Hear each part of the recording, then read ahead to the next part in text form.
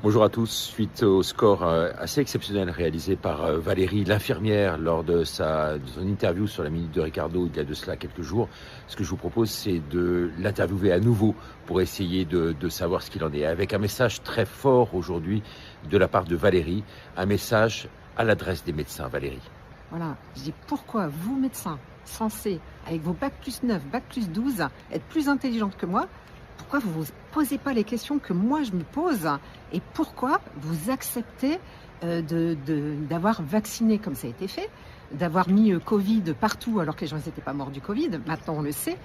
Et également aujourd'hui on voit vraiment qu'il y a une augmentation de la mortalité, comme on en parlait, et les médecins continuent de vacciner contre le Covid alors qu'on voit bien qu'il n'est pas efficace et qu'il y a plein d'effets secondaires.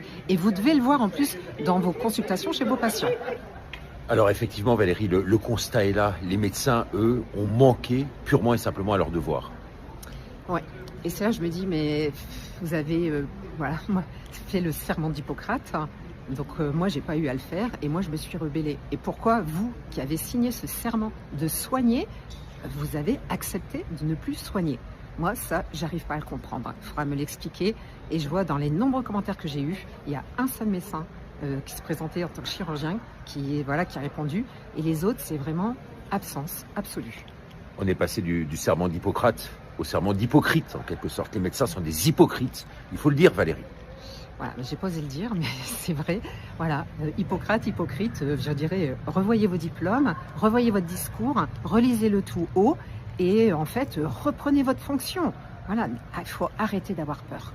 Arrêtez d'avoir peur, effectivement. Aujourd'hui, on a vu que des groupes s'étaient formés pour essayer de fédérer ce corps médical qui est complètement perdu. Aujourd'hui, les gens ouvrent les yeux de plus en plus par rapport à la situation donnée. Et Valérie, aujourd'hui, il faut fédérer ce groupe. Qu'est-ce que tu proposes, toi? Très bonne question. Donc, c'est vrai que voilà, moi j'ai envie qu'on participe en fait au changement de ce monde en fait qui ne va pas bien.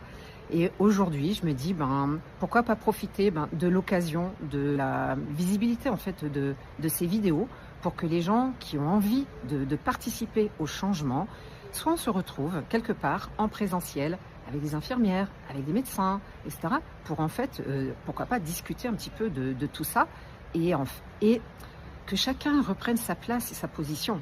Et en fait, on pourrait vraiment participer au changement du monde, ce que j'ai voulu faire déjà à travers mon livre Je suis la chance. Mais c'est vrai qu'au-delà de ça, Valérie, c'est vrai qu'il y a plusieurs tentatives qui ont été menées. C'est vrai qu'en France, en présentiel, c'est extrêmement difficile. On l'a vu avec Dieudonné, on le voit avec tous les gens qui aujourd'hui essayent de manifester en France. En fait, il y a des coups de matraque qui arrivent par derrière.